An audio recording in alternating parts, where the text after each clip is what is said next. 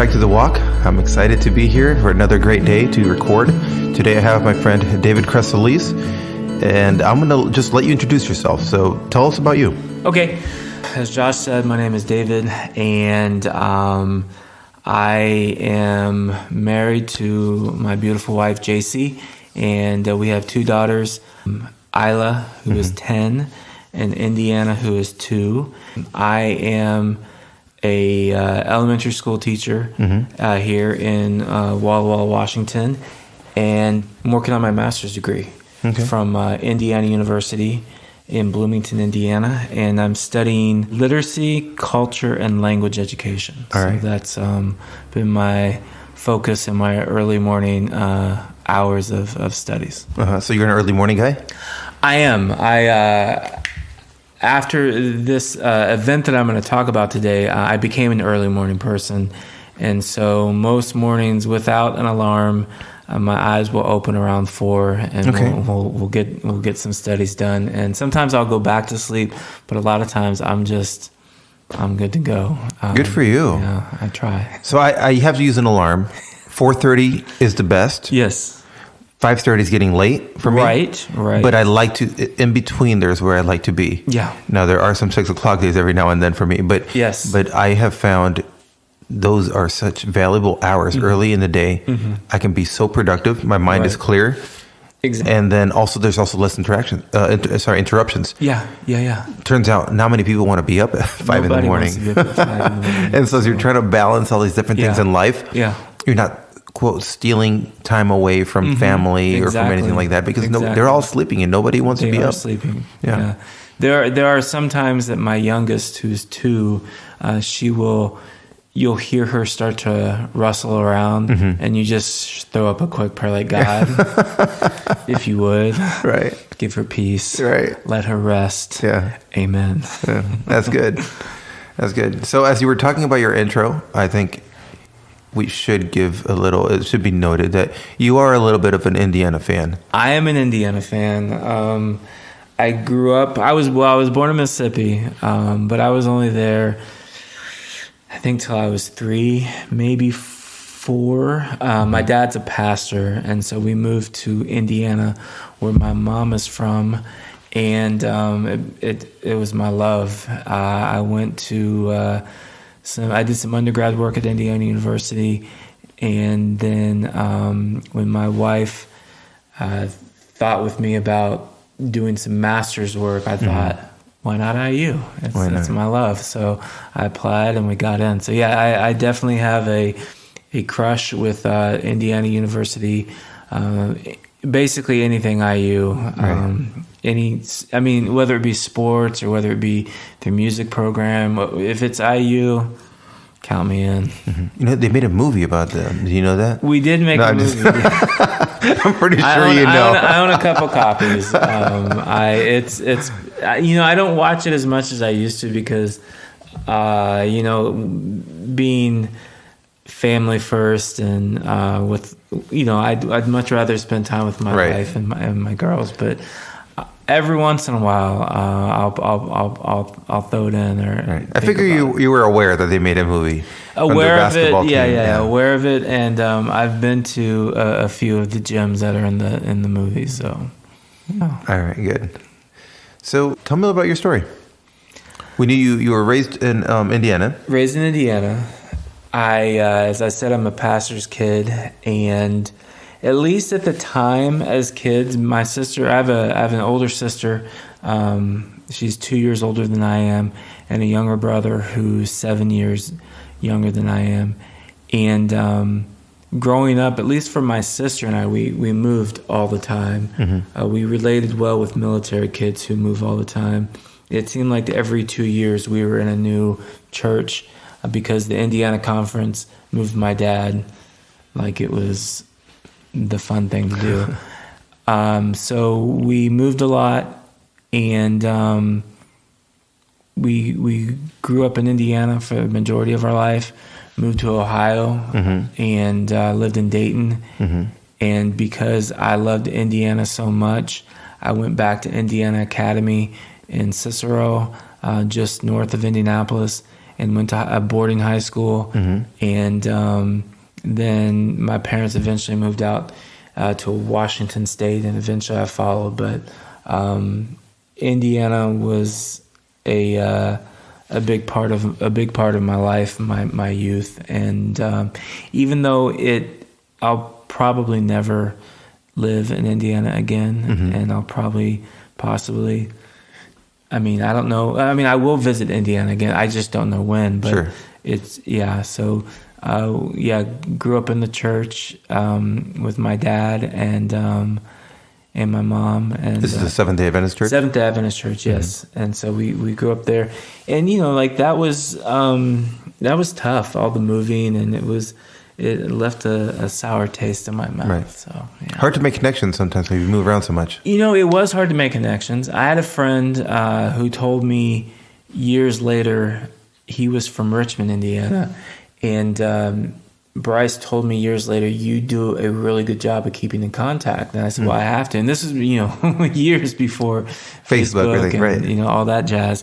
And I said, I have to, because every 2 years we were gone, and you made some good friends. And, fortunately now, because of Facebook and whatnot, it's easier to keep in touch with past friends. But yeah, it was really tough to connect. And it seems like as soon as you're making connections and you're getting invited to birthday parties, mom and dad are sitting you down and saying, sorry, kid, we've been called to go elsewhere. And so you moved. Yeah, it wasn't quite every 2 years for me, but I did also move a lot. Okay. And so you kind of get used to being the new kid. Yeah. I did enjoy actually when social media with Facebook to be able to connect to some guys that I went to third grade. And I'm like, hey, I genuinely like these guys. Like, what's going on with their life? They're seventh grade. And it may not be that for them that big of a deal, but for me, they played a big role in my life because they were my friends. Right. So how old were you when you came to Wawa? The first time? Okay. There have been many times. There's a couple times, all right? There have been a couple times that I've come to Walla, but the first time I think, and this is, I think I was around 20. Okay. My father moved out here when I was a junior or a senior in high school. But as I said, I went to a boarding school. So when he left, I could have gone with him. Right. But I was in Indiana, so there was no way I was leaving. And it's a boarding school, so it's a lot easier to stay than it is a day school. Mm-hmm. And so we came out. I came out here, I think I was 20, when I basically didn't know what to do in life. So I came out to Walla Walla and tried to figure things out here. So I think I was 19, 20, somewhere in there. Okay. And then what? Because it sounds like there's some phases there. So walk me through your phases. My phases were, I really just wanted to be me. Not to say that being me is a good or a bad thing, but in being me, I didn't necessarily want to do always what was thought that I should do. I kind of just wanted to do my own thing. And, I went through the phases of life that a lot of people go through. I went to college and at Wawa. Well, that's another thing. My wife jokes around with me that I went to all the colleges, and I kind of did. I kind of went to all of them. When I first went to college, at the time it was Columbia Union College. Yes. I think it's Washington Adventist University now. Oh, I had no idea. And they changed it. But at the time it was Columbia Union College. I went there to play baseball. And I messed up my shoulder. I could have probably stayed, but I wasn't very happy, so I left. I went to Southern, and then I don't remember. I think I dropped out for a minute, and then I think I went to Walla Walla. I think that was around 1920. I went to Walla Walla. And for those who are listening, Southern is in Tennessee. Yeah. Southern's in Ottawa, Tennessee, just outside of Chattanooga. But yeah, I went to Walla Walla as was I 19 or 20? Okay. Somewhere in there. So, and you were studying what at this point? That's a good question. I think at the time when I first went to college, I had no idea what I wanted to do, but eventually I wanted to become a sports broadcaster. Okay. I wanted to work for ESPN. Yeah. I wanted to, be on Sports Center and the next Stuart Scott. That was my favorite. Favorite Stuart Scott. I cried the day he died. Right? It was tears. I grew up with Stuart Scott. Yeah. Yeah, I mean, booyah! As cool as the other side of the pillow. Cool as, must be butter because he's on a roll. I mean, right? Yes. Yeah. Stuart Scott and Dan Patrick, they were my homies. I love those guys. So yeah, that's what I wanted. And when I went to Walla Walla, I guess it was Walla Walla College at the time. I wanted to be a sports broadcaster, and it was kind of rough to go to Walla Walla College to be a sports broadcaster, but that's what I wanted, and so that's what I attempted when I first went to college. Yeah. So then, what happens after that? Well, I didn't like college. I wanted to go to, of course, I wanted to go to Indiana University. That was my dream. I mean, when we talk about dreams, that was it. My mom studied at IU for her master's degree in reading education, and that's where I wanted to go. My parents didn't necessarily want me to go to a public university.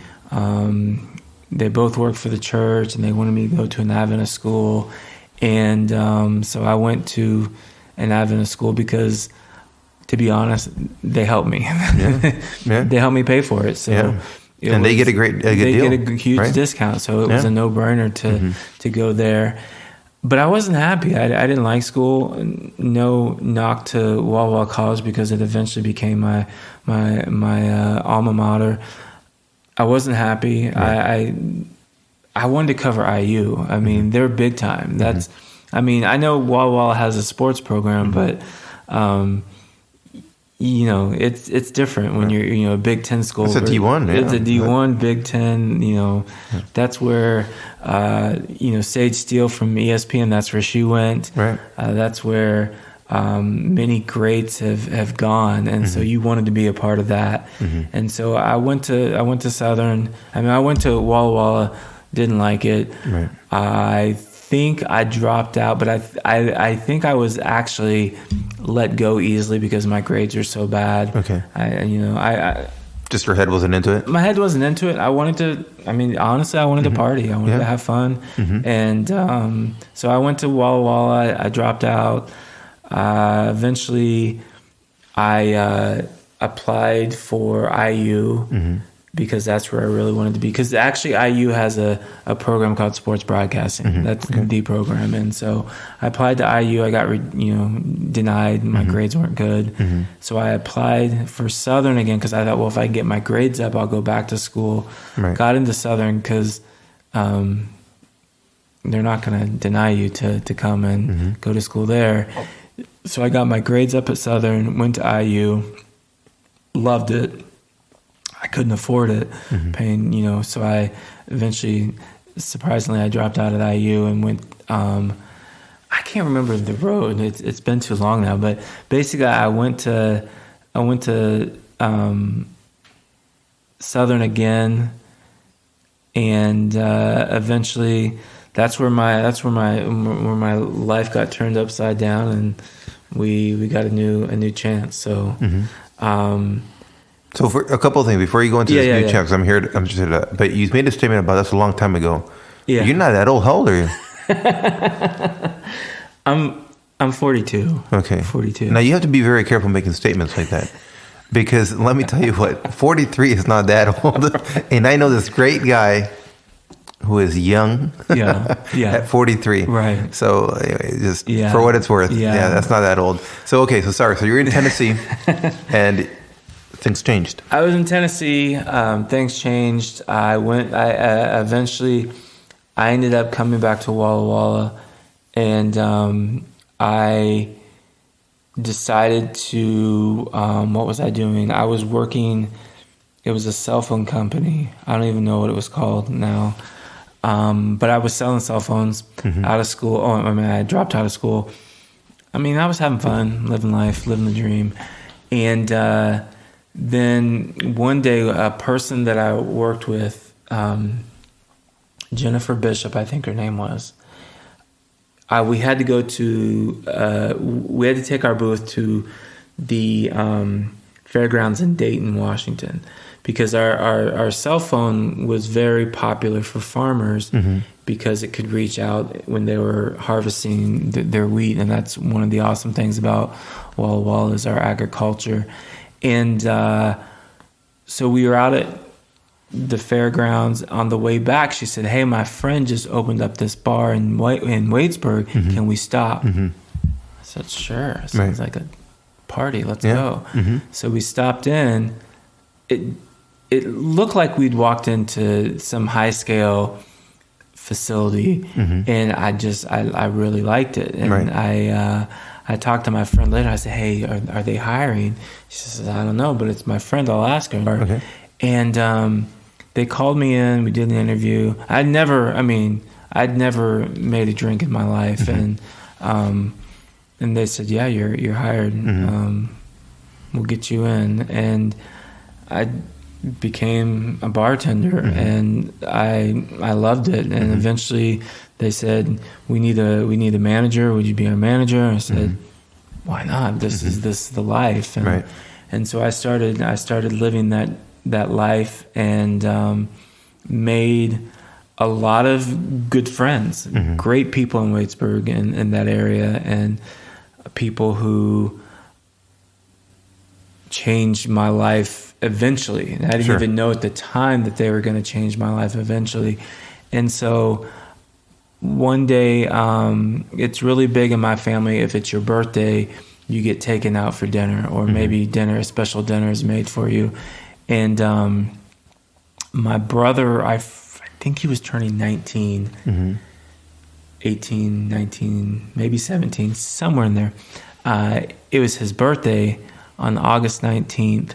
And so I went in. I'd found someone to cover for me at the bar at the Lion's Den, but I'd gone in because I worked 7 days a week. If I wasn't there, I didn't know what to do. It's just part of your life, right? It's part of my life, you know.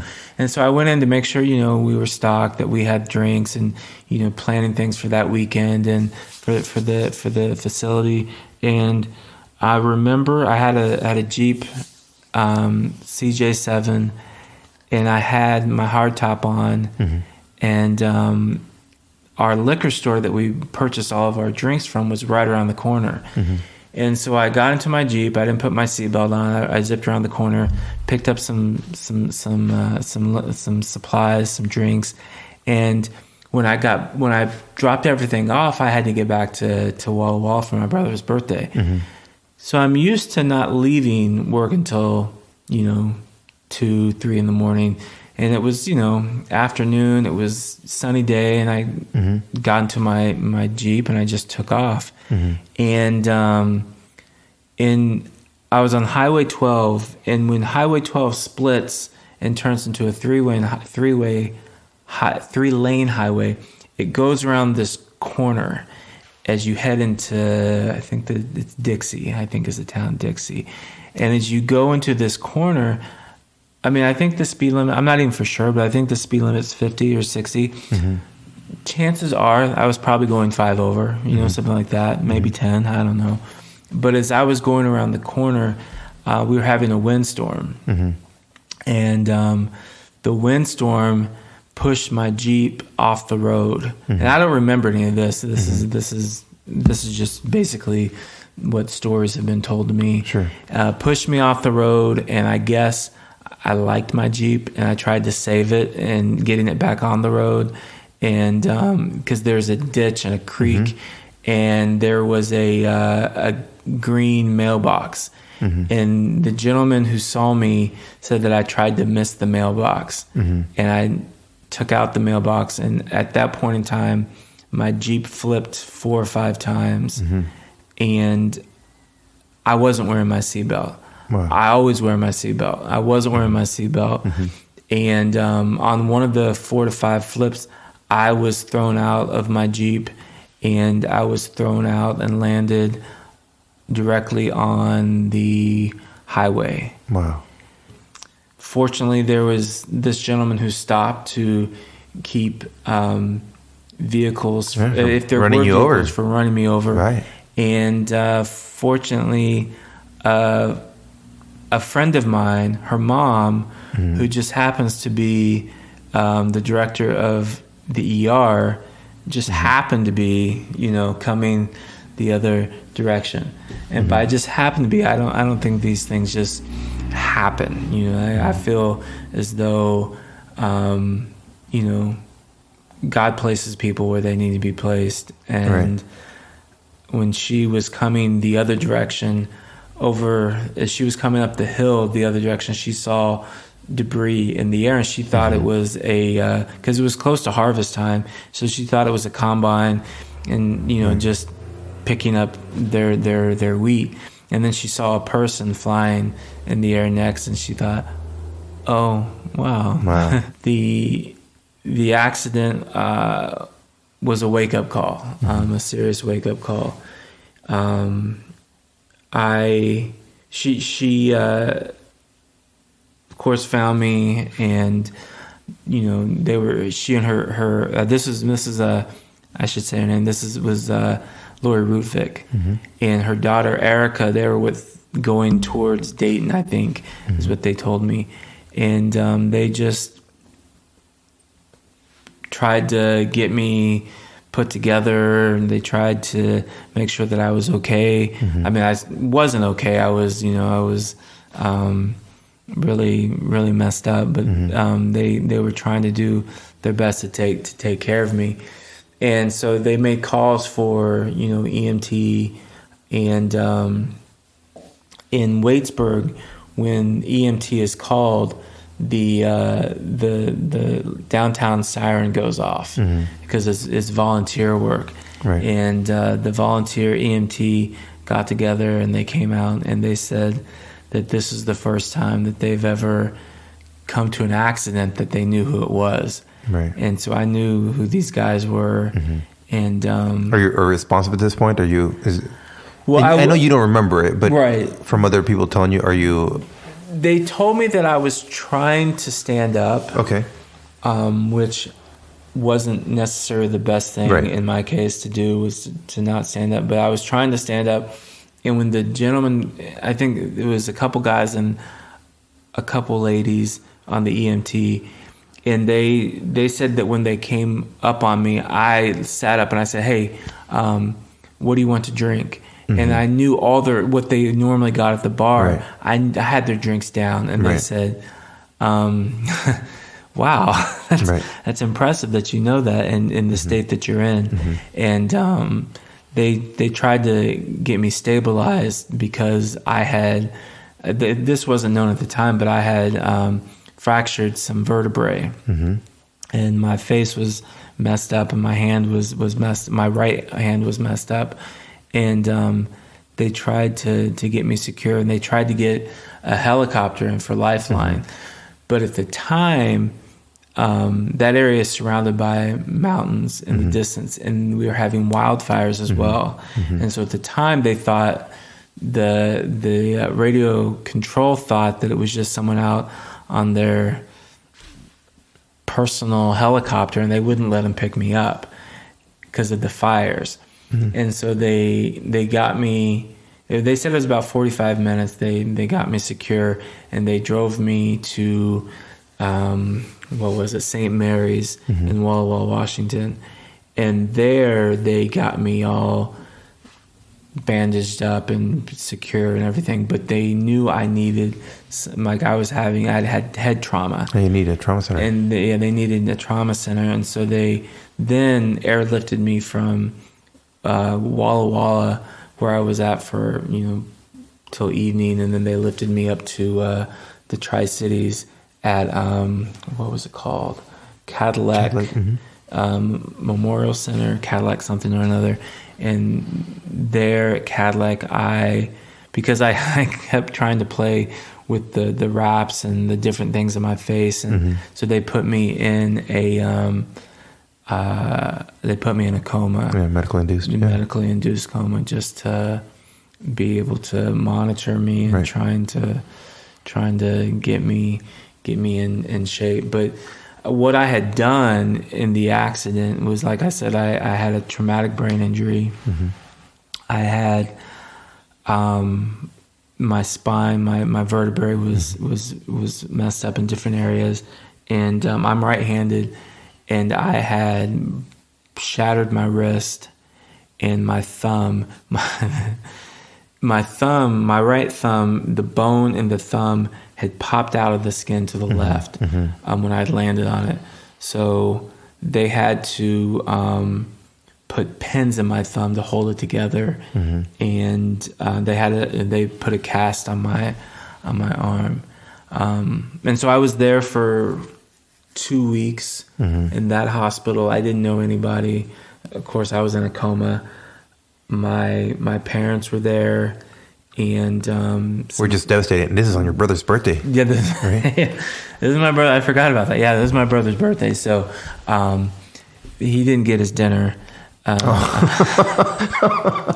didn't get his dinner. Sorry, bro. So yeah, they were devastated, and my mom tells me now that when she originally they originally saw me at St. Mary's in Walla Walla, and when she walked in, the place was packed with people, and they just said, "Are you David's mom?" Right. And she said, "Yeah, that's me." And there were different people that I had served at the bar that they were there to support me and pray for me, and they were devastated. Right. I mean, we were friends. We were like second family, and so it was, it was just amazing. These people, how they had influenced my life, and they'd be, while it was at a time when I was searching, I had found something, in these people. And so now in the Tri-Cities, I was in the Tri-Cities. My parents were there. My brother was there. My sister wasn't there. She lives in California, so she wasn't there. But I was there for 2 weeks, didn't know a soul, couldn't talk. And then eventually, I don't remember this really, but they transported me. I think my dad drove me from Tri-Cities to Spokane, where they admitted me to St. Luke's Rehabilitation Center. Right. And I start to remember things in St. Luke's. Okay.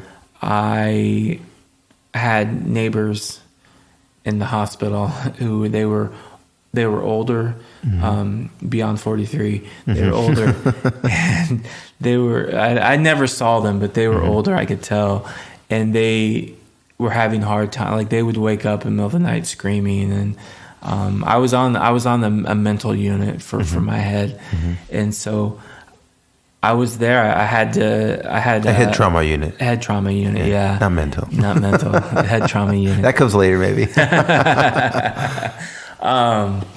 But so yeah, I was there, and I just remember, this is when memory starts to come back to me, and I remember that I tried to leave all the time. I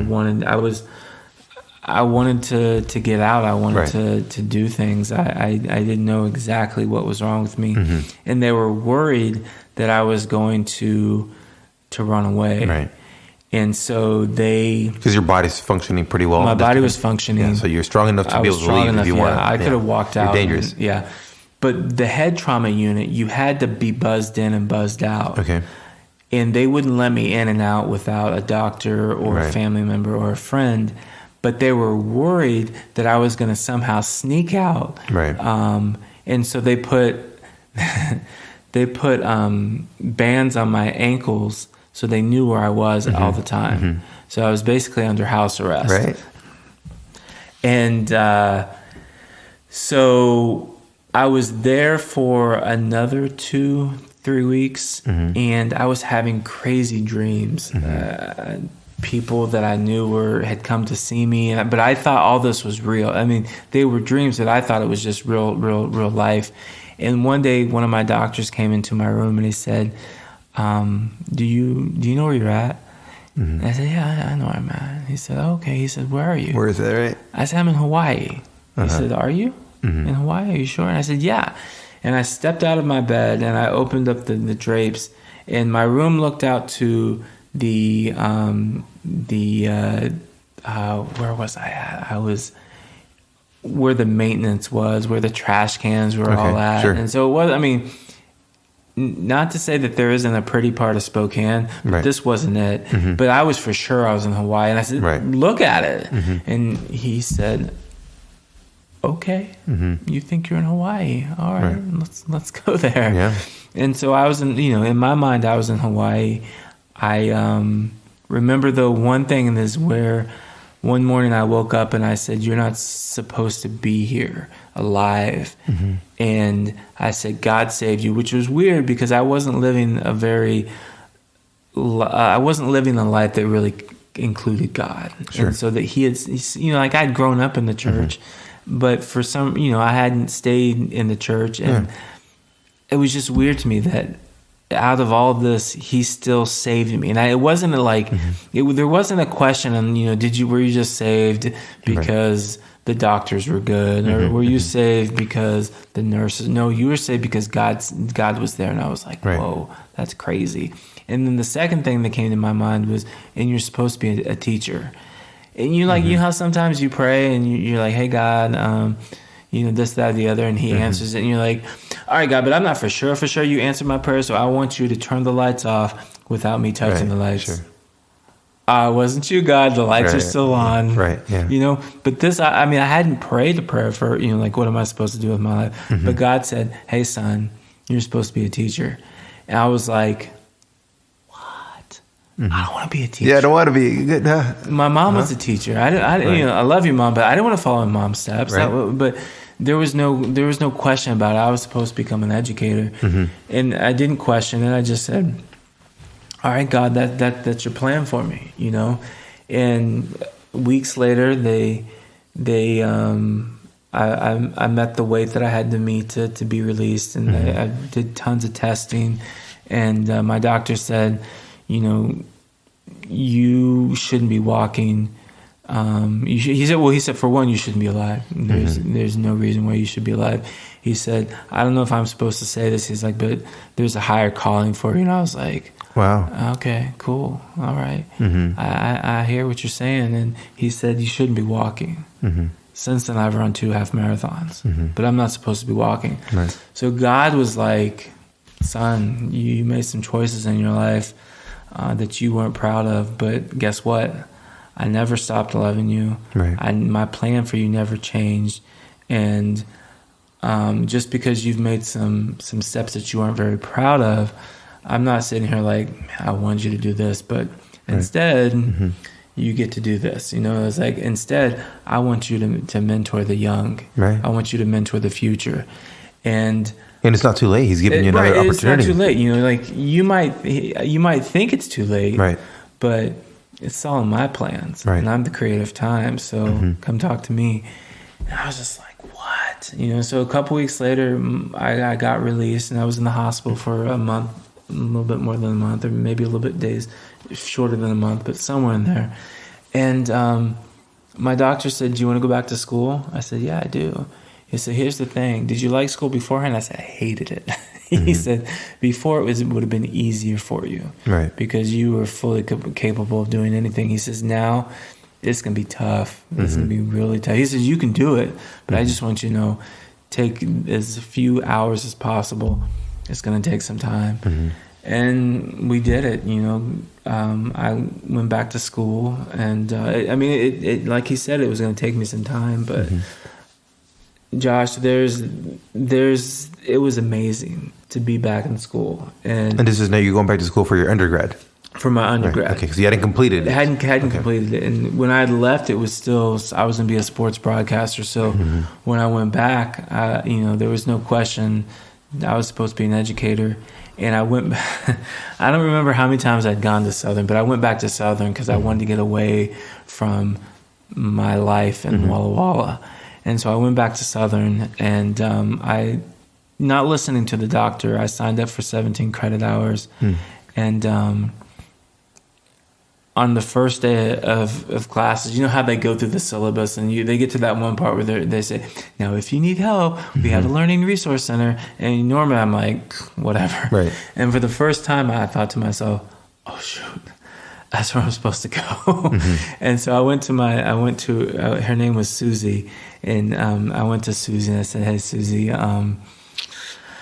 I told her my story. I said, I'm scared. I don't know what to do. And I said, but I have to be a full-time student because I have to pay for school. And I always thought to get financial aid, you had to be a full-time student. And she said, well, here's the thing.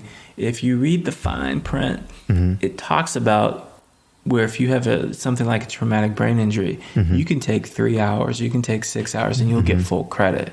You'll get full aid. Sure.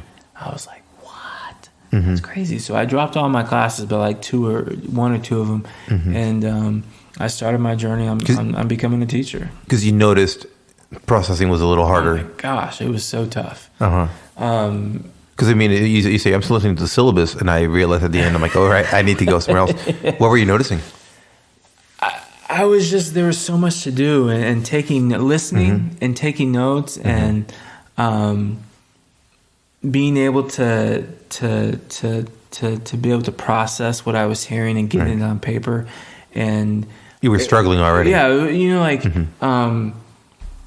if you were to drive a normal car 80 miles an hour, and then you went to Indianapolis 500, and you're trying to go 150, 200 miles an hour, you'd be like, what? That's what it was like. I was like in a race car now, and it was just going so quickly. I just had to put the brakes on. Right. Like, I need some help. And so she and then the cool thing about Susie was that she figured out to where someone who didn't know me, I didn't know them, was mysteriously taking notes for me in class. I was still taking notes, but they were taking notes for me as well in class. And I was able to get extra time on my exams. And so it was a game changer. She taught me a Cornell way of taking notes, which really helped me out. And I mean, it was tough. It was very tough.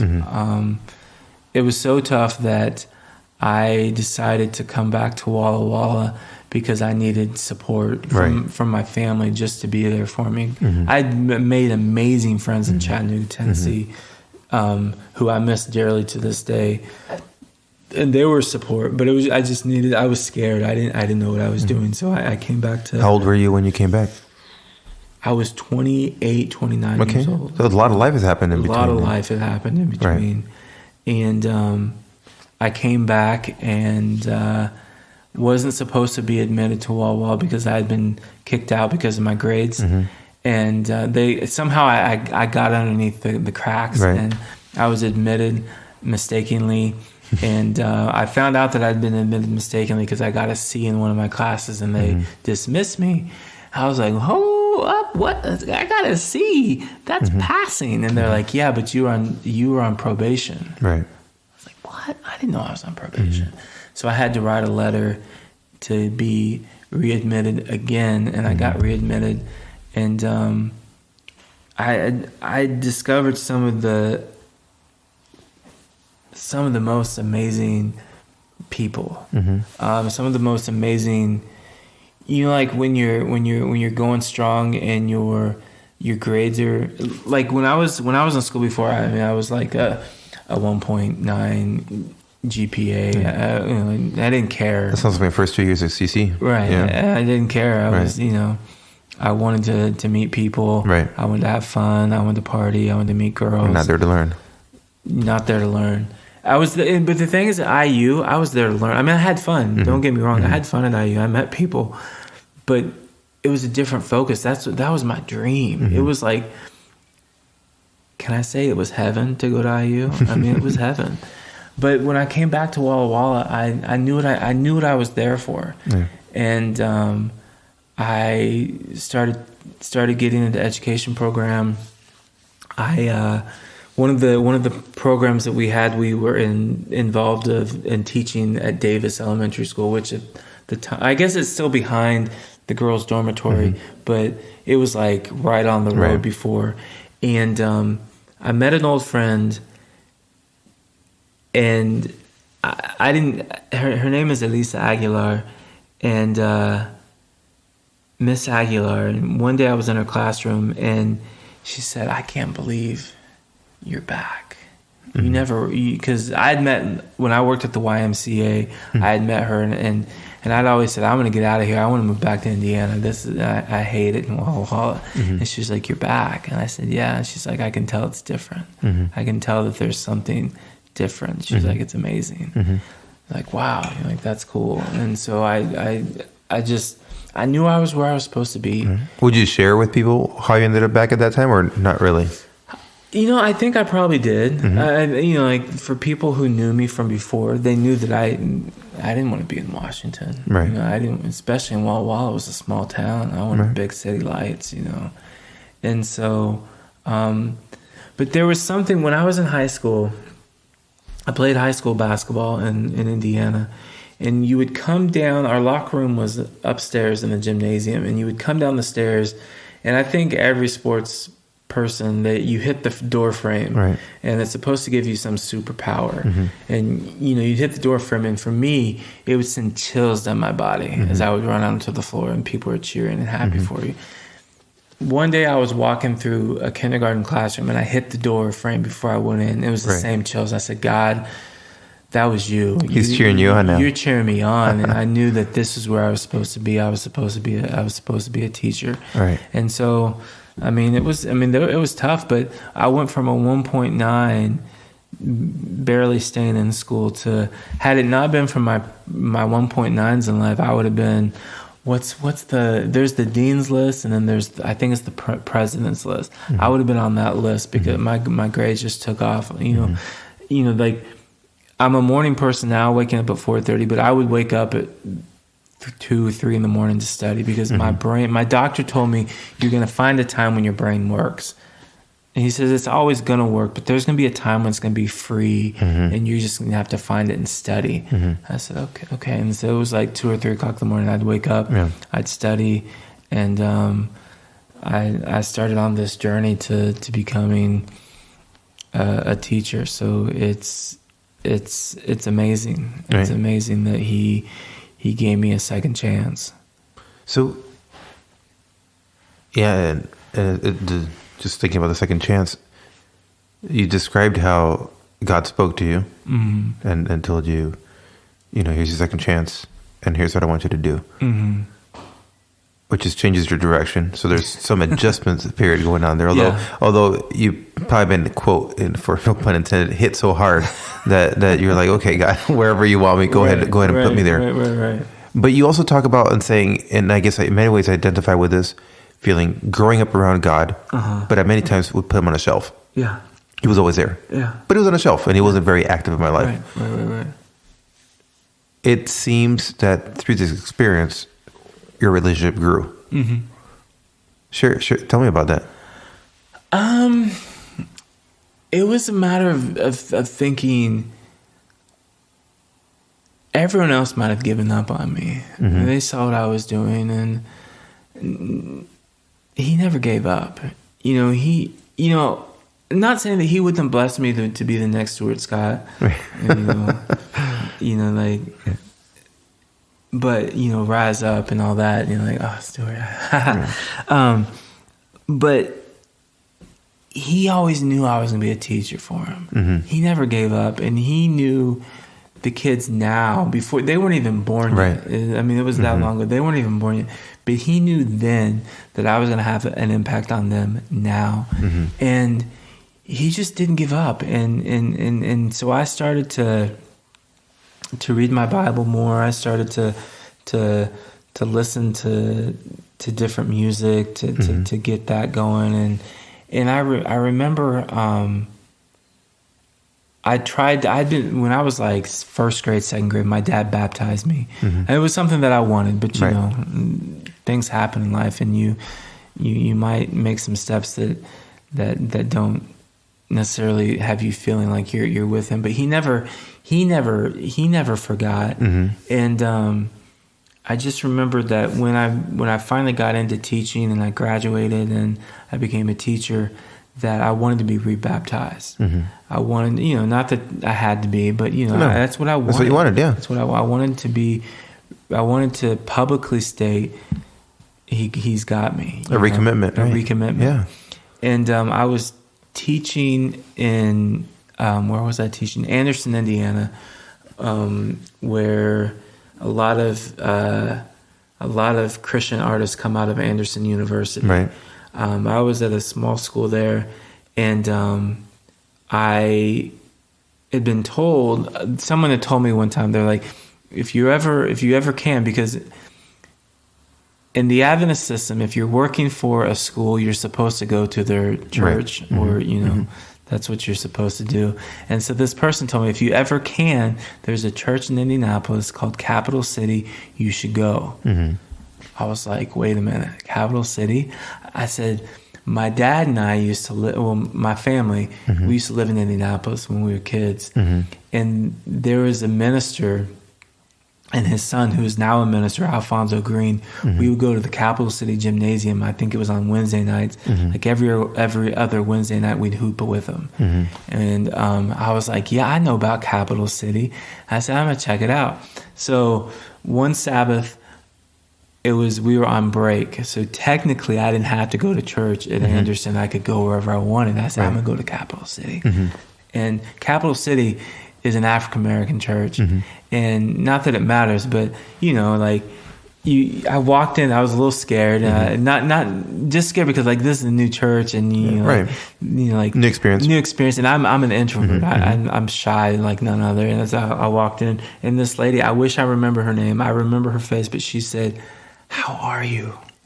I said, "I'm good." She mm-hmm. says, "I'm so glad you're here."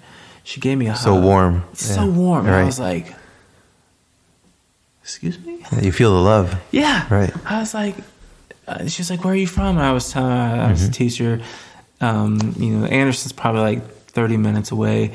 And I said, I'm a teacher in Anderson. And she said, well, welcome. She said, have a seat. And people were just so welcoming, hugs. And after church, she said, I'm sorry that I can't introduce you to our pastor. He's not here today. Mm-hmm. She said, you'll have to come back. And I said, sounds good to me. Right. I love the experience. Right. I love the music.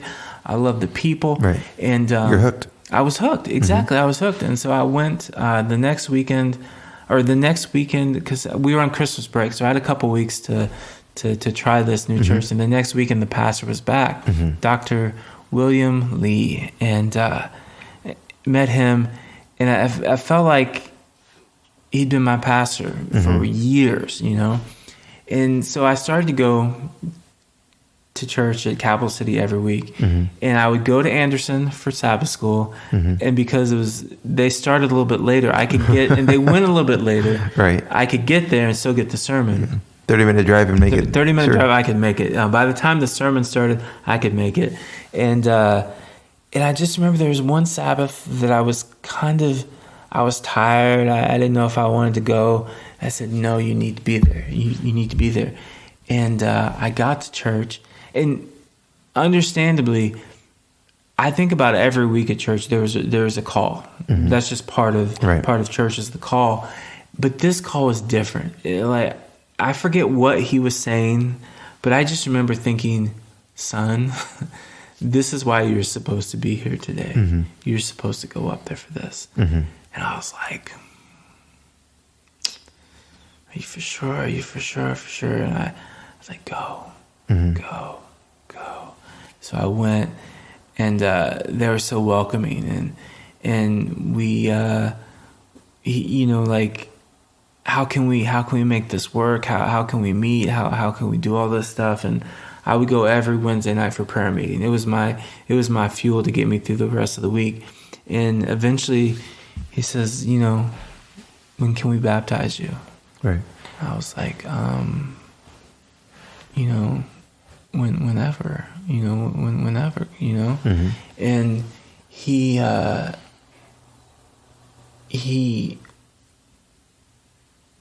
left it open, and one day the lady who had welcomed me in the church the first time, she called me up and she said, can it be this week? Mm-hmm. I said, yeah, it can be this week. Mm-hmm. And so the person who I was dating at the time was in town, and so it was like the perfect timing. And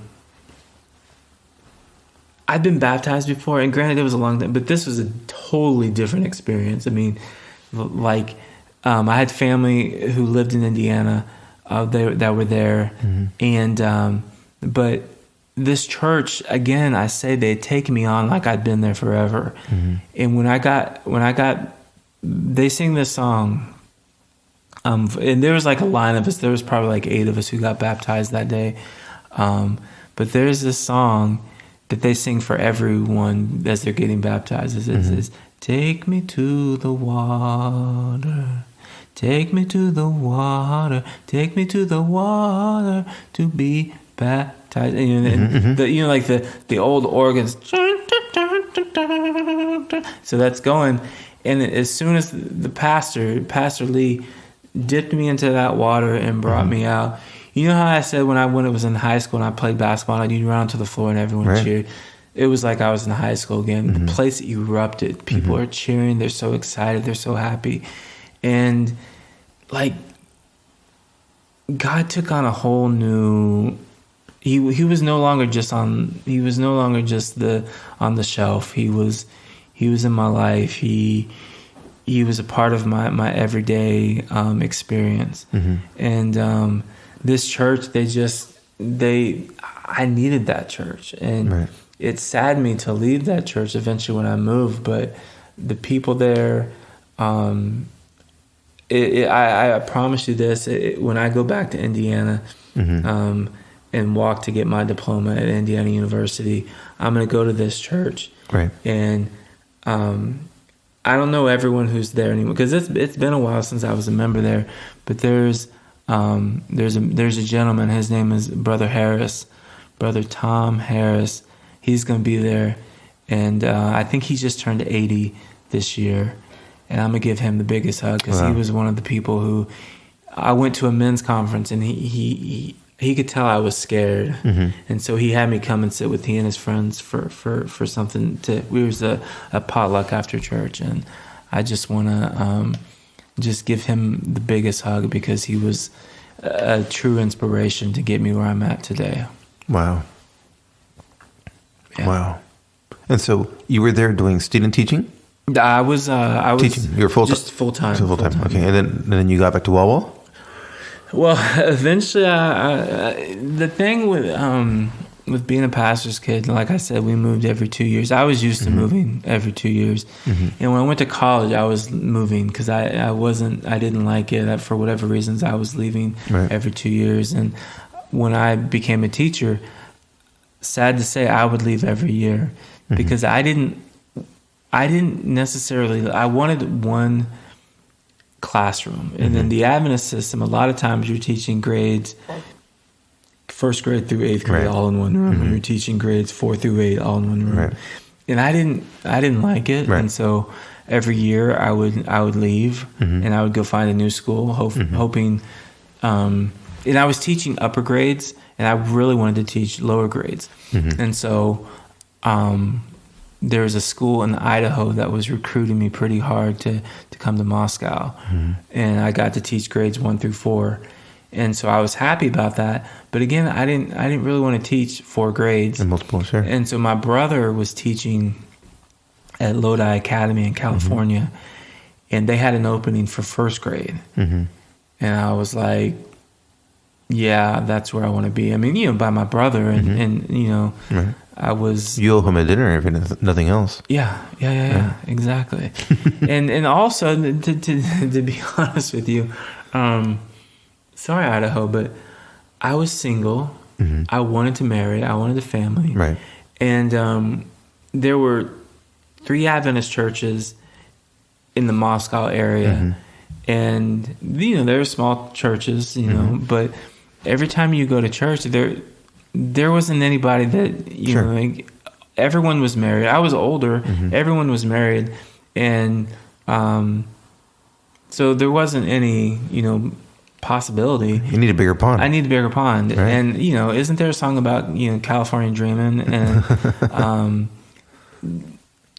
to live and die in LA? And so I just thought this is where I'm supposed to go. And so I went to California and I was a first grade teacher, and that's what I loved. And so I was living the dream. My school, it was all right. I mean, I liked teaching first grade. It wasn't necessarily the dream, because I was still getting used to the dream. Right. But one day, my mom called me up and she said, "Hey," because in the summer times, my dad, a minister up here in College Place, he runs a summer camp, and he'll ask me sometimes, "Will you help me out in the summertime?" It's the dream of being a teacher is that you can take some time off. Yeah. Right. And so I said, sure. He'd asked me if I'd come up and help, and I said, sure. And then my mom called me. She said, "Hey, when you're up here, there's this girl, and I'd like you to take, you should go on a date with her." You're not setting me up. I'm not going on a date. You tried to do this to me in middle school. You tried to get me with the girl, or maybe it was high school. It was a long time ago. And, I was like, "No, thank you." She said, "I really think you should." I was like, "No, thank you."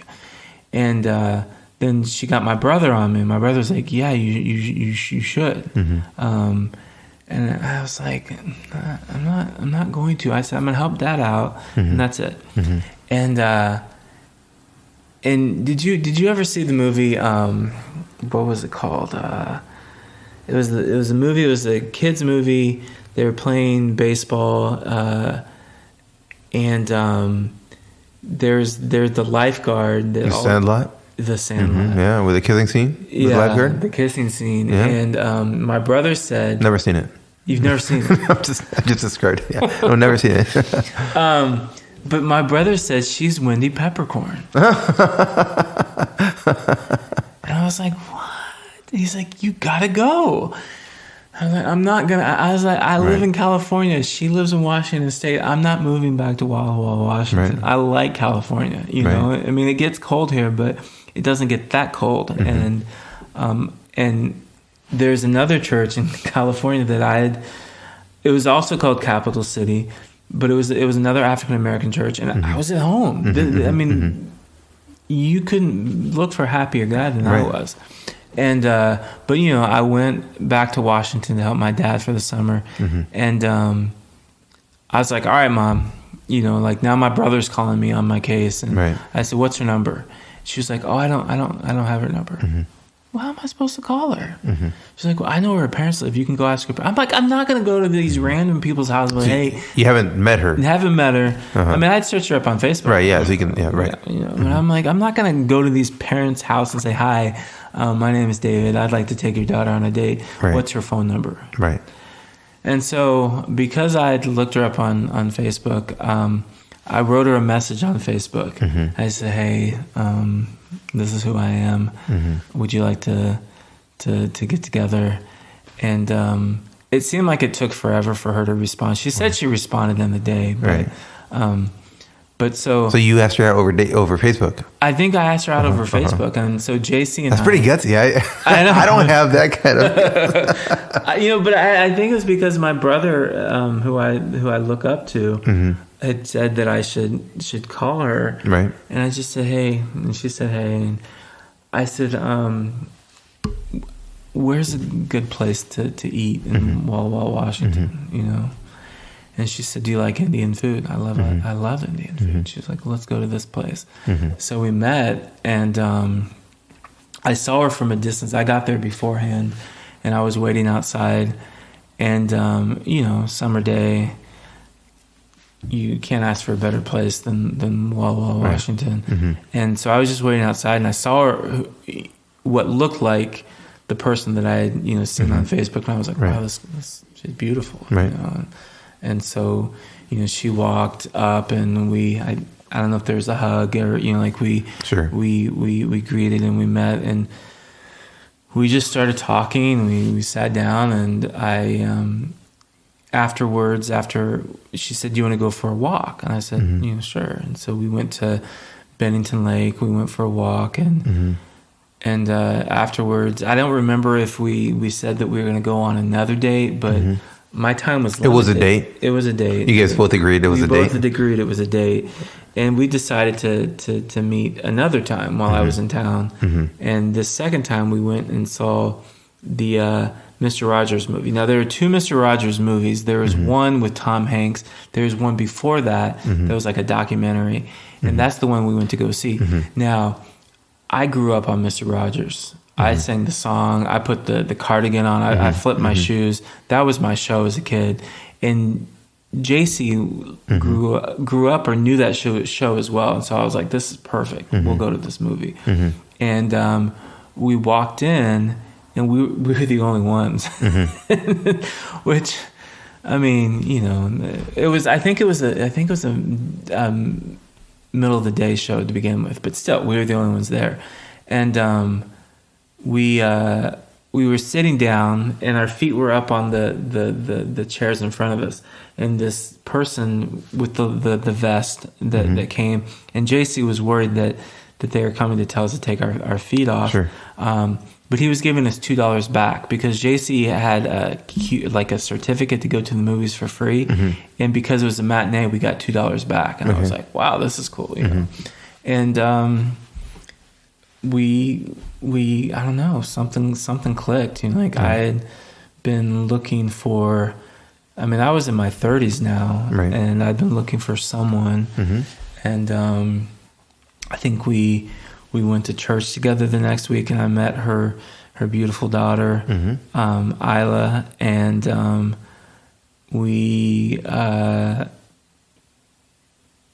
there was a time that we were sitting. I didn't know what to do, so I'm like.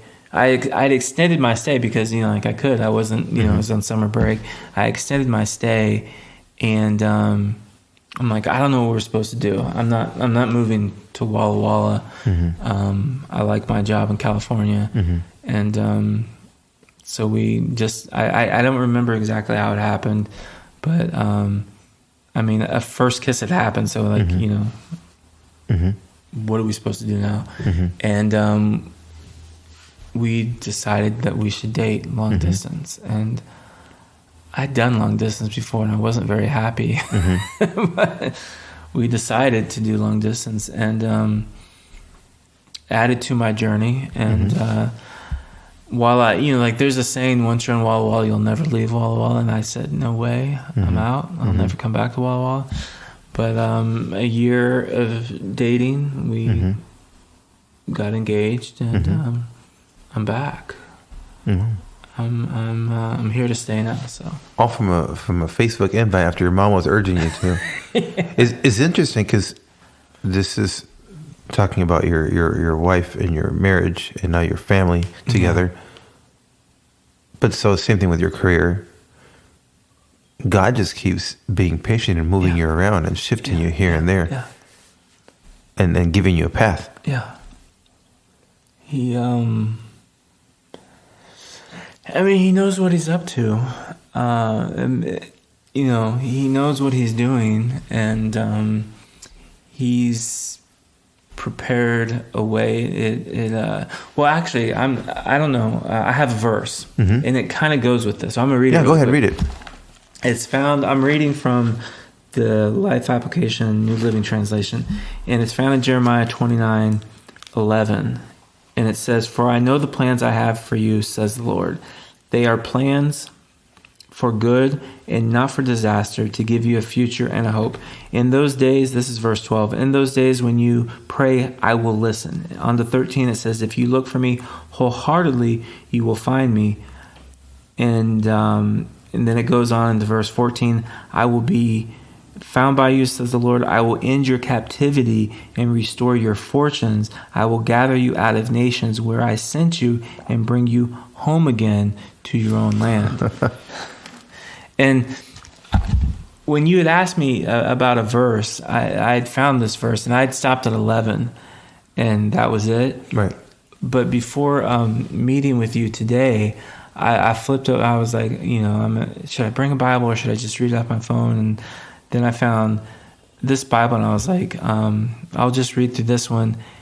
And I kept reading, and I was like, Oh snap! Yeah. I will restore you. I will. Like, he knew. He was just waiting for me to listen, and he had it all. He had it all planned out. He knew what I needed, and like now I've been blessed with a beautiful wife, and we're not just talking beauty from what the eyes can see, but beauty from her heart and beauty from her mind, and just the most encouraging person.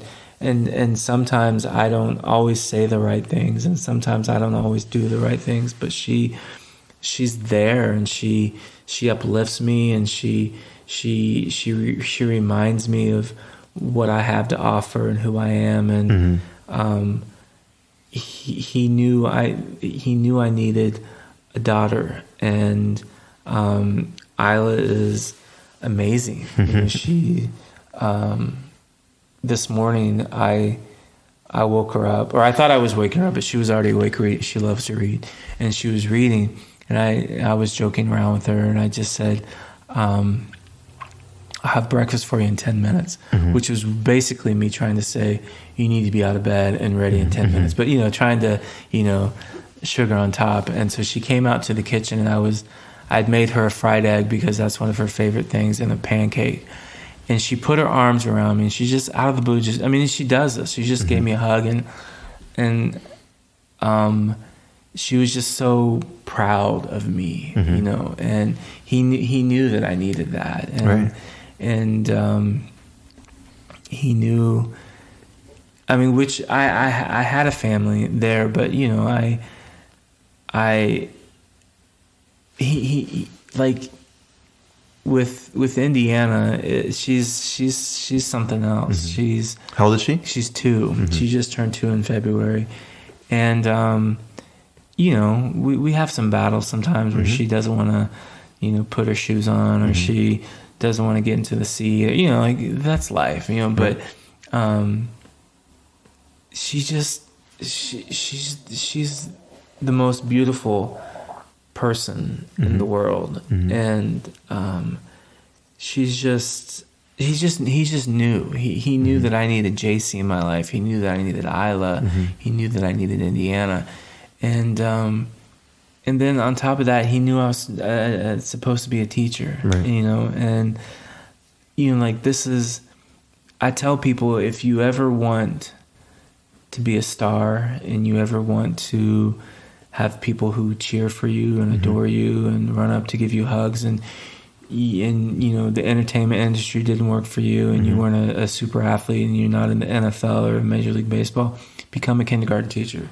Because I used to teach at Bernie Elementary School, and I could walk in there today, and this is, I say this humbly, those kids love me. And I'll walk down the hallway, and they'll run out, and they'll, Mr. Solis, and they'll give me hugs and high fives, and, you know, like, it makes me feel like I'm the greatest thing since sliced bread. You know, like, they're amazing, and like, God knew all this, you know, and not to say that I wouldn't have been happy, Stuart Scott, down and not, but he knew that there was something greater. You know, like, he knew that not only was this going to be good for me, but I honestly believe that I've been able to impact our future. You know, we can say that we can make choices that God isn't happy with, but God never gives up.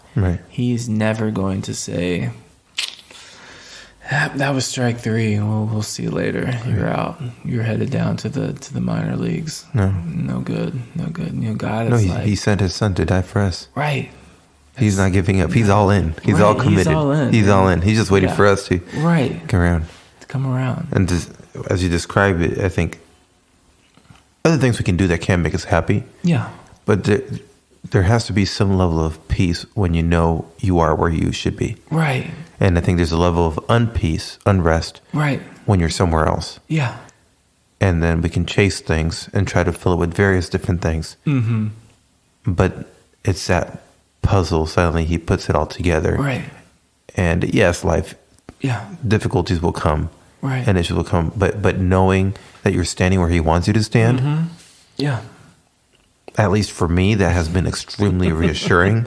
Right. Because nothing else is guaranteed in life. Mm-mm. But at least if I'm standing where I'm supposed to be, then all things will work together for good. Right. Yeah. Man, yeah. All things. It's been a pleasure talking to you. It really has been. Yeah. I appreciate you sharing. Anytime. And it's amazing to see what God has done in your life. Yeah. How He's blessed you.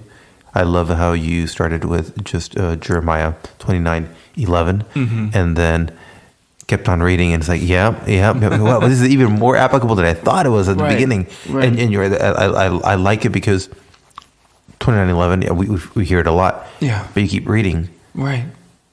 And there's so much depth to it than just kind of the catchphrase, I have plans for you. It's like, well, let me tell you about that. Right. And that's amazing. So thank you. I really appreciate it. Yeah. I hope that I know the listeners will enjoy it. I think they'll be blessed by it. For anyone who's traveling, I think they probably wrote down a couple of churches that they may want to go visit and go worship at. Yeah. And so thank you very much. Yeah. For the listeners, again, if you enjoy this, please follow us on Facebook so you can be able to help support us. You can spread the word. This is just word of mouth. There's no real big advertisement. The whole point of this project is just to spread God's word, to share a testimony, what He's done in our lives, and hopefully encourage someone and help them along their walk. Yeah. So thank you very much. You're welcome. God bless you. God bless.